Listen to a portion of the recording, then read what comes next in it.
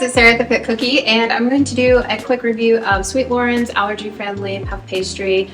This is gluten-free, dairy-free, non-GMO, vegan. It doesn't have eggs in it, and it's also made in a dedicated room that does not process gluten, wheat, dairy, peanuts, and tree nuts. So I'm going to go over the availability, how it bakes up in different applications, and taste and texture. So we will get right into it. So we're going to go through some of the ingredients. I'll put up the label so you guys can see a little closer what this has. It is made with water, flour, rice, pea, and buckwheat, cornstarch, palm oil, plant fibers, potato, rice, pea, psyllium, rapeseed oil, which is canola oil, ethyl alcohol, xanthan gum, salt, hydroxypropyl methyl cellulose, which is a thickener, natural flavor, enzyme, sorbic acid as a preservative, lactic acid, which is not dairy derived, and citric acid. So as far as the availability goes, this product isn't available in a ton of stores. It is available in some of the Target stores. I've seen some groups saying that, you know, there's some Targets in different parts of the country that have it.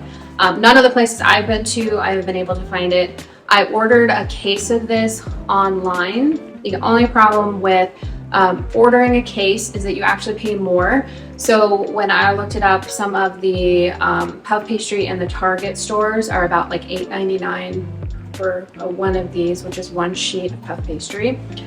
When I ordered mine, it was $72 for a case of 6, which is $12 a piece, plus I think it was like $10 in shipping.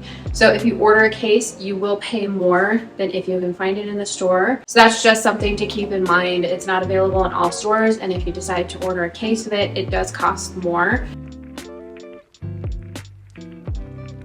As far as taste and texture, this one does taste pretty good. Because it has that buckwheat flour in it, it does have kind of a little bit of more of that earthy taste in it than like a regular wheat-based puff pastry, but it does have a really nice taste.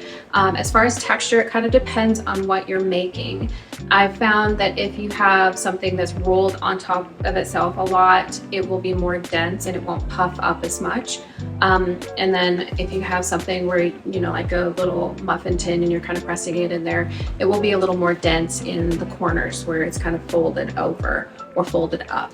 So it does puff up really nice. You can actually see nice layers when you bake this up, and when you're biting into it, you can actually see the different layers. You're not going to get as much puff out of it or flaky tenderness when you are rolling it onto itself or folding it. So just something to keep in mind. And I made some Pop-Tarts with these and it worked pretty good, except I couldn't really get it to seal around the edges very well. So a lot of my filling came out, which could be user error on my part. So if you are rolling it up onto itself, you want to make sure that you're kind of rolling it loosely. So as an example, one of the things that I wanted to do with this was try to make croissants out of it. And the first batch I made, I rolled them pretty tightly and they didn't puff at all, and they were pretty dense. So the second batch, I rolled fairly loosely to give the pastry a little more room to expand, and that did help. So when it comes to those things where you are adding folds or rolling it onto itself, it will have a more dense texture. So overall, I think it's a really neat product.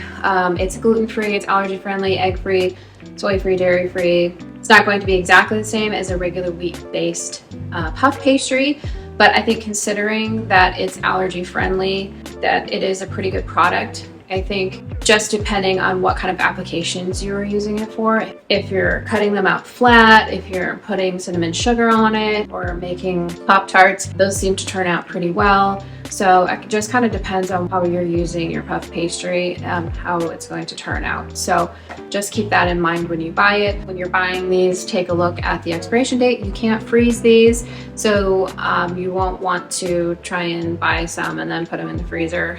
But overall, I think it's a pretty fun product, really neat. The taste and texture is pretty good. I like that you can see the layers. The price can be a little high. Finding it in stores is a little harder. And then, you know, ordering a case, $72 for 6+ shipping, it can get a little expensive. If you have tried this product, let me know in the comments, and I'll talk to you guys later. Bye.